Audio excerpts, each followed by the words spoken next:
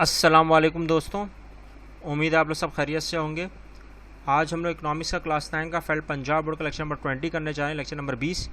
जो हमारे इसके टॉपिक्स यानी कि उन्वान होंगे वो ग्रॉस नेशनल प्रोडक्ट होगा, नेट नेशनल प्रोडक्ट होगा एंड ग्रॉस डोमेस्टिक प्रोडक्ट होगा। ये वो टर्मिनोलॉजीज़ हैं जो इकोनॉमिक्स में इस्तेमाल की जाती हैं।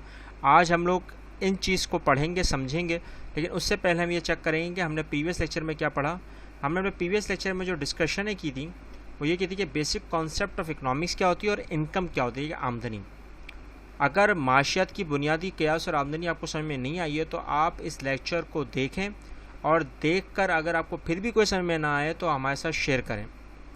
आज के टॉपिक के लिहाज से जो आपके पास एग्ज़ाम्स में या बोर्ड में या वैसे सवाल पूछा जाता है कि आप वजाहत कीजिए ग्रॉस नेशनल प्रोडक्ट हो, नेट नेशनल प्रोडक्ट हो, ग्रॉस डोमेस्टिक प्रोडक्ट को, ये एक एक करके शॉर्ट नोट भी पूछा जा सकता है। तो आप लोगों को ये चीज़ों का पता होना चाहिए कि वो इकोनॉमिक्स की टर्मिनोलॉजीज़ हैं जो बच्चों को बेसिक्स बताई जाती हैं, बुनियादें होती हैं जो बचपन में बताई जाती हैं, और ख़ास तौर पे गर्ल्स के लिए, क्योंकि इनको आगे चल के बड़े इसकी ज़रूरत और अहमियत का अंदाज़ा हो जाता है।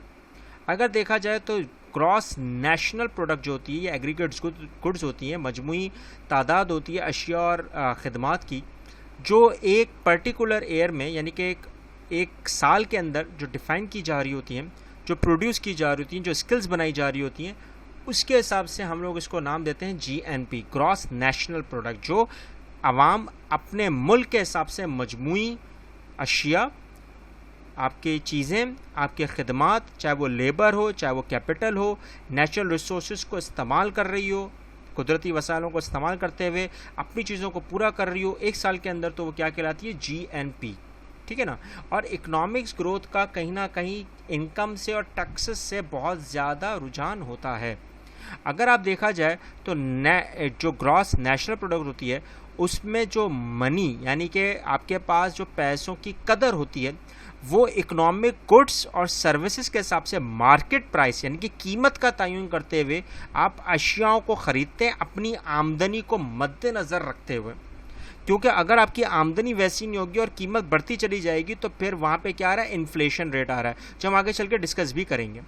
अगर आपने नोट करा हो कि कहीं ना कहीं हमारी कंजप्शन खपत सर्फ से बढ़ ना जाए, अगर वो बढ़ गई तो फिर हमारे पास आमदनी की जो रुझान होती है वो कम हो जाना शुरू होती है, क्योंकि हमारे डायरेक्ट एक्सपेंडिचर्स जो होते हैं वो कंज्यूमर्स को बहुत ज़्यादा मुतासर कर रहे होते हैं। अब इसी तरह अगर देखा जाए तो रियल इन्वेस्टमेंट जो होती है, जो निजकारियाँ होती हैं, वो कैपिटल गुड्स जो कंट्रीज़ को, मुल्क को चलाने में सबसे अहम किरदार अदा करती है, जिसमें हुकूमत सारी चीज़ों को परचेज़ कर रही होती हैं, उन अखराजातों को, अशियाओं को और ख़दमात को मुहैया कर रही होती हैं लोगों को, तो वो क्या कहलाती हैं, आपकी GNP। अगर GNP में अगर आपको समझना है, उसको पढ़ना है, तो आप उसकी चेंजेस यानी कि जो उसमें तब्दीलियाँ आ रही हैं जनरल बिजनेस के हिसाब से, जो एक मुल्क के ऊपर सबसे ज़्यादा असरअंदाज करती है जब कोई लोन लेता है या कोई गिफ्ट करता है चीज़ों को, वो गिफ्ट भी किस तरह कर रहा है, वो पेड गिफ्ट कर रहा है, यानी कि वो कहीं ना कहीं उस चीज़ों को अगर वो पेड ना करे और उधार में दे तो वो डेट्स में कन्वर्ट हो जाती है और फिर मुल्क में खसारा होने का यानी कि डेफिसिट होने का बहुत अंदेशा हो जाता है, बढ़ जाता है। अब ये वो चीज़ें जो GNP में आती हैं, लेकिन नेट नेशनल प्रोडक्ट क्या होती है? नेट नेशनल प्रोडक्ट अगर देखा जाए तो पूरे साल के हिसाब से जो इनकम बनती है आपकी, जो आपने इनकम क्रिएट की है और उसी प्रोडक्ट के ऊपर लगाई है और कैपिटल गुड्स के ऊपर लगाई है, चाहे वो कोई भी चीज़ आपने ली हो, यूटिलाइज़ की हो, टूल्स हो, इम्प्लीमेंट्स हो, मशीन्स हो, पूरे साल के अंदर, तो आपको क्या कहलाती है, नेट नेशनल प्रोडक्ट।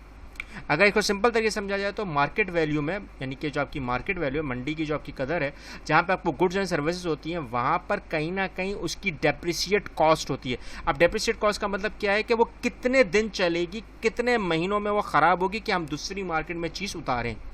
अगर वो मार्केट में ज़्यादा होगी तो कोई लोग ख़रीदेंगे नहीं क्योंकि ज़्यादा है, और अगर उसकी कीमत ज़्यादा है तब भी लोग ख़रीदेंगे नहीं। रीज़न क्या है? क्योंकि उसकी डिमांड नहीं है, सप्लाई बहुत ज़्यादा है, और फिर सप्लाई ज़्यादा नहीं होती, कम हो जाती है, डिमांड बढ़ जाती है, तो फिर सप्लाई होती है और फिर उस चार्जेस को आपके ऊपर कंट्री पूरे साल में जो फाइनलाइज गुड्स में और खदमात में जो आपका पैसों का तयन करते हुए, कदर करते हुए, उसकी डेप्रिसिएट कॉस्ट निकाल कर पूरे मुल्क में जब रखती है तो उसको हम क्या कहते हैं, नेट नेशनल प्रोडक्ट। यानी कि डेप्रिसिएशन 6 महीने की भी हो सकती है, 3 साल की भी हो सकती है, 5 साल की भी हो सकती है, कितना वो चल रही है। जब तक कि वो चीज़ चल रही है तब तक तो ठीक है, लेकिन वो डेप्रिसिएट कॉस्ट हमें लगानी पड़ती है, तो तभी जाके मुल्क का पूरा नेट नेशनल प्रोडक्ट का तयन निकलता है। अगर आपने नोट करा हो तो नेशनल प्रोडक्ट जो होती है वो नेशनल इनकम पर बेस करती है, क्योंकि जाहिर सी बात है बेटा, गुड्स जो प्रोड्यूस हो रही हैं, कैपिटल गुड्स भी हैं, टूल्स भी हैं, इम्प्लीमेंट्स भी हैं, मशीन्स भी हैं, बहुत सारी चीज़ें हैं, लेकिन क्या आपके पास इतनी इनकम है कि आप उस चीज़ को ले लें, फिर आप उसकी डेप्रिसिएट कॉस्ट निकालते हैं कि मुझे कितने सालों तक, कितने दिनों तक फ़ायदा दे सकती है।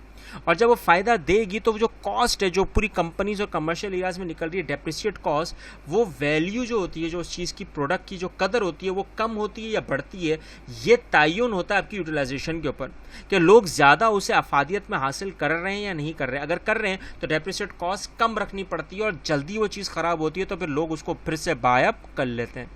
अब ये चीज़ें ज़्यादातर लागू नहीं होती हैं जो हमारी नीड्स पर हैं, जैसे रोटी, कपड़ा और मकान, ये वहाँ पर बहुत कम लागू होती हैं। लेकिन फिक्स कैपिटल गुड्स, जो हमारे जो लैंड है, जो हमारे कमर्शियल एरियाज़ हैं, जो हमारी इंडस्ट्रीज़ हैं, उस पर डेप्रिसिएट कॉस्ट बड़ी लग रही होती है, कि उसमें मशीन इस्तेमाल हो रही होती है, उसमें प्रोडक्ट्स इस्तेमाल हो रही होती हैं। ये वो चीज़ें हैं कि जहाँ आपकी डेप्रिसिएट कॉस्ट आप पहले ही निकाल लेते हैं कि हमें कितना नुकसान हो सकता है या कितना फ़ायदा हो सकता है या लोगों को कितना फ़ायदा या नुकसान हो सकता है। ये सारी चीज़ें हम तयन करते हैं डेप्रिसिएट कॉस्ट के ऊपर, जिसको बोलते हैं सैल्वेज वैल्यू। अब सैल्वेज वैल्यू जो होती है वो कहीं ना कहीं आपके हिसाब से जो डेप्रिसिएशन है वो कहीं ना कहीं तयन करती है उस चीज़ का। जैसे आपकी घड़ी 1000 रुपये की और उसकी डेप्रिसिएट कॉस्ट निकाल सकती है 150 रुपये 6 महीने में, 3 महीने में। वो डेप्रिसिएट कॉस्ट जो है, उसमें जो ख़राबी आ रही है, ख़राबी आ सकती है, ख़राबी पैदा हो सकती है, वो कॉस्ट आपने निकालनी होती है, क्योंकि वो भी चीज़ें उसमें लागू होती हैं। अब ये तो हो गई नेट नेशनल प्रोडक्ट, ठीक है ना। अब इसके बाद ये जीडीपी यानी कि ग्रॉस डोमेस्टिक प्रोडक्ट। अब ग्रॉस डोमेस्टिक प्रोडक्ट का आप नाम समझते ही आपने जो एब्रीविएशन पढ़ी उसी से आपको समझ में आ गया होगा कि जीडीपी का मतलब है कि वो टोटल गुड्स प्रोडक्शन जो है सर्विसेज की, उसके हिसाब से जो इनलैंड में बनती हैं और बाहर फ़रोख्त की जाती हैं पूरे साल में अखराजात के ज़रिए, एक्सपेंडिचर के ज़रिए, उसको हम डिडक्ट करते हैं। तो वो सारी गुड्स एंड सर्विसेज जो कंट्री से एक साल के अंदर बाहर दी जा रही होती हैं, और वो एक मुल्क का तयन कर रही होती हैं, मुल्क को वो बेनिफिट दे रही होती हैं, पैसा दे रही होती हैं, कुछ भी चीज़, कोई भी चीज़, बार्टर सिस्टम नहीं, कोई भी चीज़ भी हो, अगर वो दे रही हो तो वो जीडीपी का हिस्सा है, ग्रॉस डोमेस्टिक प्रोडक्ट का हिस्सा है। अब उसमें खिदमात भी आती हैं, अशिया भी आ सकती हैं, चीज़ें भी आ सकती हैं, वगैरह वगैरह। लेकिन अगर आपने नोट कराओ, जीडीपी का जो ग्रोथ है वो पार्ट्स ऑफ गुड्स के ऊपर होता है, कंट्रीज़ के हिसाब से। अब जिस कंट्री के पास जितने वसाइल होंगे वो उतना ही इस्तेमाल कर सकती है। और इसी हिसाब से अगर देखा जाए तो लोगों की जो सर्विसेज होती हैं, वो उनकी कैपेसिटीज़ होती हैं, स्किल्स होती हैं एक मुल्क के हिसाब से, तो वो क्या जनरेट करते हैं, इनकम अर्न करते हैं। किससे, एक्सपोर्ट से। वो बाहर भेज देते हैं लोगों को, वहाँ से जो पैसा वापस से अपने लोगों के पास भेजते हैं, तो उससे आपका ज़र मुबादला बढ़ना शुरू हो जाता है, फॉरेन एक्सचेंज वैल्यूज़ बढ़ना शुरू हो जाती हैं। मार्केट वैल्यू में जो गुड्स होती हैं, जो भी कंट्री टू कंट्री आ रही होती हैं, उससे हमारी इनकम जनरेट हो रही होती है, क्योंकि हमारे लोगों के पास वो पैसा आ रहा होता है। और जब वो पैसा होता है तो वो एक वक्त तक कहीं टिकेगा नहीं, एक जगह तक रुकेगा नहीं। अगर रोक दिया तो फिर कहीं ना कहीं जो आपके पास एक्सपेंडिचर्स हैं वो मज़ीद बढ़ना शुरू हो जाएंगे। ऐसी बात है, हुकूमत के अखराजात होते हैं बेटा। अगर आप वक्त पे टैक्स नहीं दोगे, वक्त पे आप वो सारी चीज़ें मुहैया हुकूमत को नहीं करोगे जो उनकी ज़रूरत में है, तो फिर वो उस पर काम नहीं चलता और वो रुक जाता है। इसीलिए जीडीपी का जो फार्मूला होता है वो जीएमपी माइनस नेट इनकम होता है। जो आपके पास जो पूरे साल में चीज़ें बनकर उससे इनकम हासिल होती है, उसको फॉरेन एक्सचेंज में ले जाते हैं और कहीं ना कहीं डेप्रिसिएट वैल्यू नहीं होती है इसमें, तो उसको हम कहते हैं ग्रॉस डोमेस्टिक प्रोडक्ट। अब ये वो चीज़ें हैं जहाँ पर हमें पता होना चाहिए चीज़ों के लिहाज से, लेकिन हमें इन टर्मिनोलॉजीज़ का पता नहीं होता, हमारे बच्चों को पता नहीं होता, ख़ासतौर पे फीमेल्स को, क्योंकि फीमेल्स का काम ही इनकम पर होता है पूरा। जो उनके पास पैसा आता है वो किस तरह से अपना हर चीज़ का बजट बना के रखती हैं, और उसी बजट के हिसाब से पूरे साल का जो पहले का जो अलमिया होता है रेट्स का, वो आने वाले रेट से मुवाजना करती तो कितना इन्फ्लेशन रेट बढ़ा है। जितनी चीज़ों की प्रोडक्ट्स की तयन करते वक्त कीमत बढ़ती चली जाएगी, प्राइस बढ़ती चली जाएगी, तो ऑटोमेटिक आपकी कॉस्ट भी बढ़ती चली जा रही है। तो आपकी इनकम बढ़ नहीं रही, आपकी कॉस्ट बढ़ रही है, प्राइस बढ़ रही है, तो उसका तयन करने के लिए ये टर्मिनोलॉजीज़ आती हैं। अगर वो टर्मिनोलॉजीज़ ना हो तो हमारे यहाँ इन्फ्लेशन रेट बढ़ता ही चला जाएगा और हमें पता नहीं चलेगा। अगर आपको कोई चीज़ समझ नहीं आई तो शेयर करें, कमेंट करें, और आपको कोई चीज़ बहुत जल्दी समझ में आ गई तब भी शेयर करें, कमेंट करें। इस चैनल को उन लोगों, उन बच्चों तक पहुंचाएं जो लाइल्म है, जिनको बड़ी ज़रूरत है। मिलते हैं नेक्स्ट लेक्चर में। अल्लाह हाफिज़।